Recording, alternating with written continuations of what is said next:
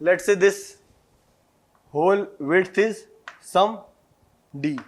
Okay, so as we move away further away from center, we will call it x. Okay, so let's say this distance is x far. Okay, this is x. So now if you have bent it,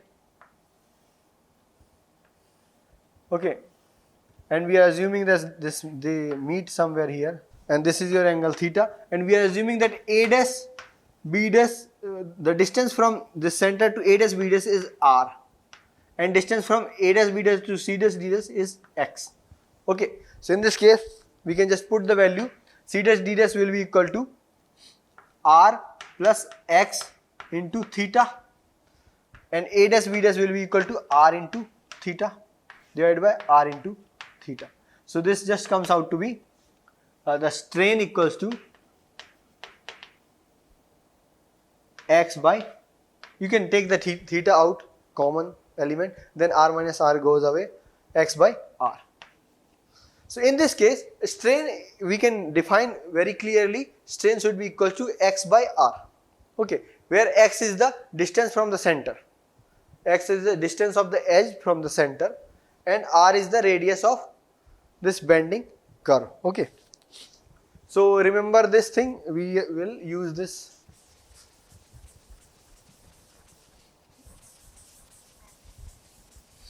So let's put it here. So in case of bending, we have Young's modulus equal to stress, which I am going to call just S, stress for S, and divided by strain, which is X into R. R will go up in the numerator. So you can just measure here that your stress will be equals to Young's modulus into X divided by R. Okay. So I hope this is clear to you. Next concept is shear modulus. So we will use this formula again. Let me just define shear modulus in briefly. So shear modulus can be, the symbol we use for shear modulus is eta, and this is simply defined as the tangential stress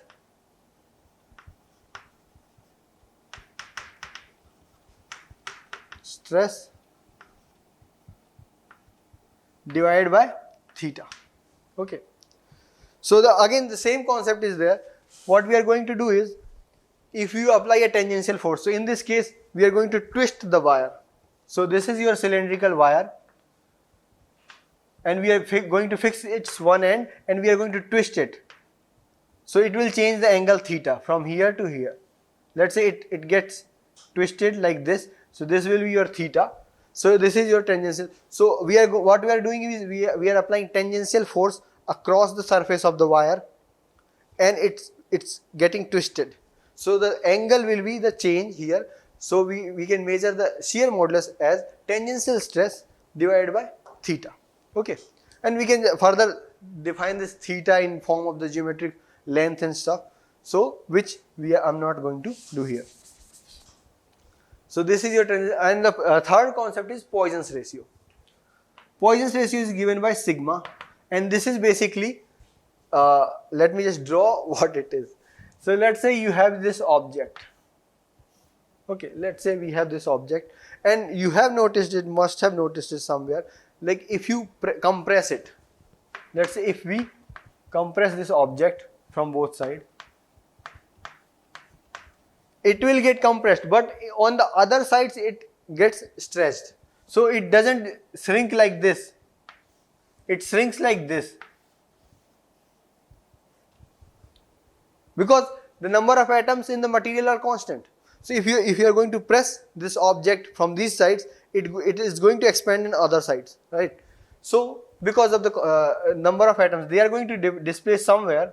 So what happens is it changes length here, but it also changes length in the lateral direction. So if you are going, if you are pressing it in x direction, it will be stretching in y direction. So the Poisson's ratio is simply ratio of delta L into y direction divided by delta L into x direction. So if you are compressing it in x direction, it is going to stretch in y direction, and this ratio of the change in length is called Poisson's ratio.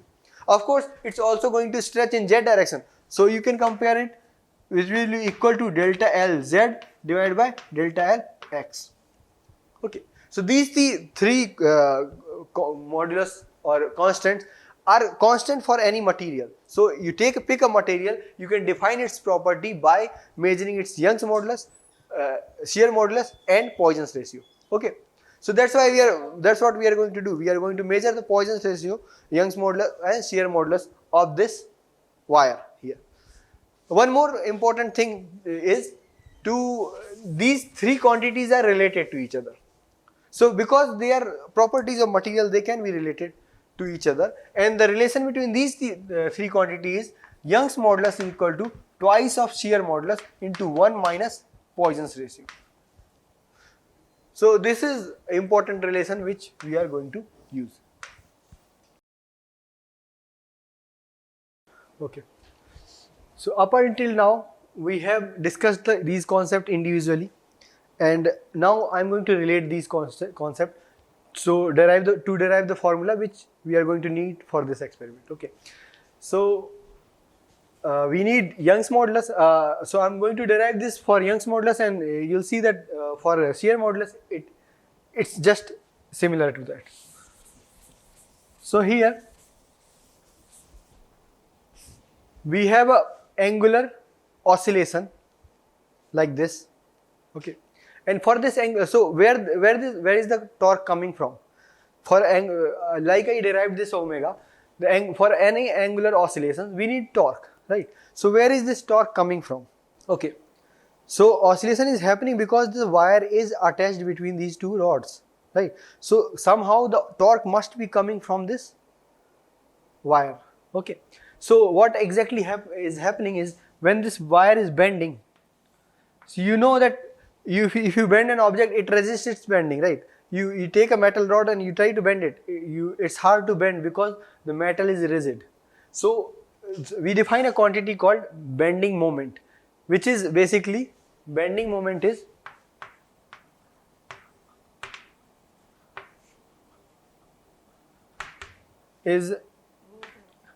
resistance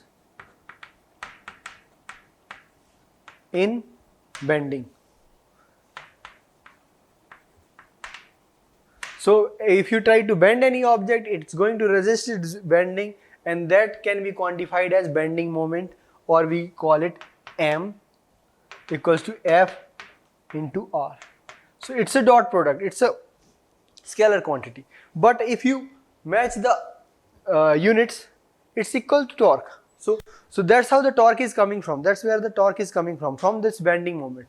So we can relate this torque, which is actually oscillating these rods, with this bending moment. Okay, so let's derive this bending. What is it going to be? So F can be written as stress into area, right?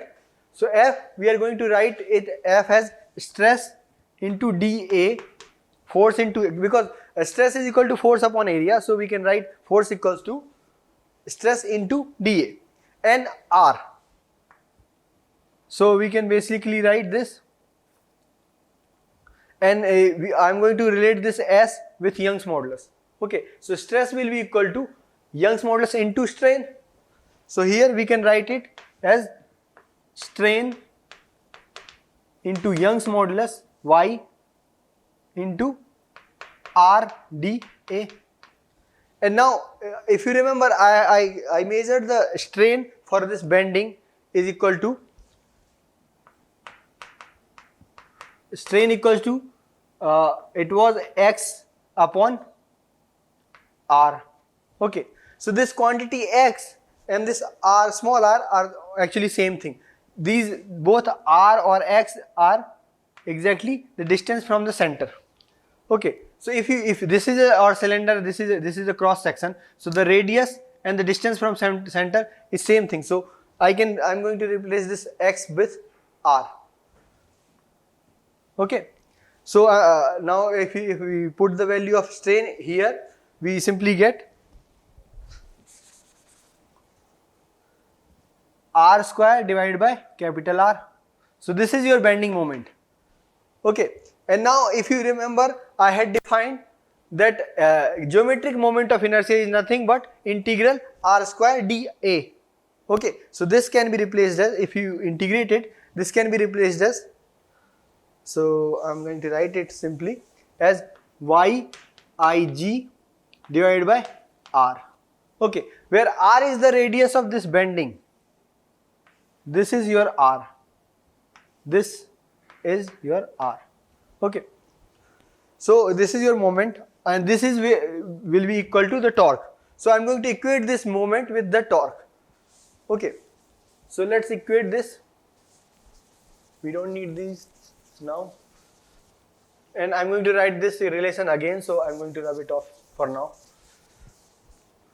So